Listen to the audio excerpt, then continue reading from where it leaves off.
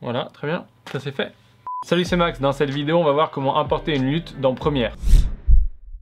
Petit point d'information, dans cette vidéo, je te montre comment importer une lutte, mais c'est la suite un petit peu d'une vidéo que j'ai fait avant sur DaVinci Resolve où j'expliquais comment faire un étalonnage sur des images et après créer une lutte à partir de cet étalonnage pour pouvoir l'importer dans d'autres logiciels.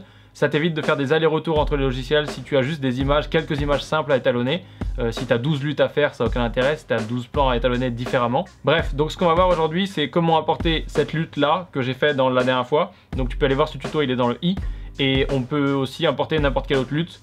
Mais là, j'en ai pas. Donc ça veut dire que ce que je te montre là, ça marche avec n'importe quelle autre lutte que tu trouves sur l'internet mondial. Je vais mettre des liens vers des luttes gratuites. Il y en a sur mon site maxmaximus.fr, il y a des ressources de luttes gratuites, donc tu peux aller voir pour GoPro, tout ça. Maintenant que tout ça est dit, on peut continuer un tuto, donc on va voir comment importer une lutte et comment la mettre sur un rush. Donc on est dans Premiere, ce qu'on va faire c'est qu'on va commencer par importer un rush. Là j'ai mon rush, je l'importe, on fait une nouvelle séquence, on met notre rush dedans. Bon, jusque là rien d'extraordinaire.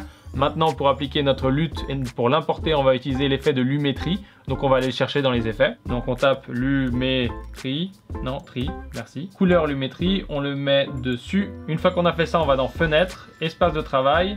Et là on passe en couleur. Quand on est dans couleur, on va sur le côté ici. Donc là on a look, il y a marqué aucun. Et donc on va cliquer dessus. Là il y a plein de luttes qu'on peut choisir. On va choisir celle-ci par exemple. Bon voilà, ça fait un truc un peu sympa. Nous c'est pas ce qui nous intéresse, on veut notre lutte à nous. Donc du coup on va aller cliquer ici. Et ce qu'on va faire c'est qu'on va faire parcourir. Et donc là on va aller chercher notre lutte ici dans No Name. Bah, moi je l'ai appelé No Name, si ça s'appelle pas No Name chez toi c'est pas grave, ça marche quand même. Hop, lutte. Et ici j'ai ma super lutte que j'ai créée dans le tuto dont je te parlais tout à l'heure, que tu peux retrouver dans le i là-haut. J'ouvre cette lutte. Et donc là il m'applique ma lutte que j'avais dans mon tuto la dernière fois. On peut cliquer ici pour voir la différence. Donc là c'est un peu plus terne. Et là c'est un petit peu moins terne, puisque j'avais augmenté la saturation et j'avais augmenté le contraste. Donc voilà comment mettre une lutte sur Premiere que tu récupères sur internet ou que tu fais toi-même avec DaVinci ou avec un autre logiciel. Tu peux aussi utiliser le générateur de luttes d'Alexa si tu veux t'amuser avec les luttes d'Alexa, ou si tout simplement tu as des rushs d'Alexa et que tu as besoin des luttes adaptées. Tu peux aussi avoir des luttes d'un chef-op si tu travailles avec un chef-op et donc du coup il te donne ses luttes. Il y a plein de solutions, enfin les luttes peuvent venir de plein d'endroits, mais là c'est la solution pour les mettre dedans. Maintenant il y a un truc moi qui me chagrine avec cette solution et que j'aime pas trop, c'est que je trouve que c'est pas facile d'avoir l'aperçu avec et sans.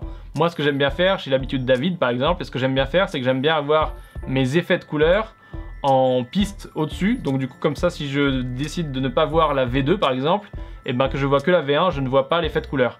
Donc ce que tu peux faire pour faire ça, c'est que tu peux créer un layer d'effets dans Premiere et mettre l'effet de lumétrie dessus. Donc on va faire ça juste pour voir. J'ai enlevé les effets, je suis revenu à l'original. On va faire clic droit, nouvel élément, calque d'effets.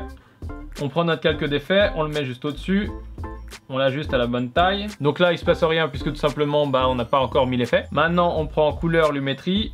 On le colle dessus, on repasse en mode couleur. Là, on sélectionne une lutte, n'importe laquelle. Donc, par exemple, Blue Ice. On va revenir à CineSpace. Voilà, c'est mieux. Et donc, du coup, maintenant, quand on retourne dans notre timeline, ici, si on enlève cette piste-là, on peut avoir l'aperçu sans la lutte. Donc voilà, cette petite astuce, elle te permet de gérer ton effet indépendamment des plans, ce qui t'évite de galérer à tout copier à chaque fois que tu veux changer quelque chose, ce qui te permet d'appliquer l'effet sur plusieurs plans, de le bouger, de l'enlever, de le masquer.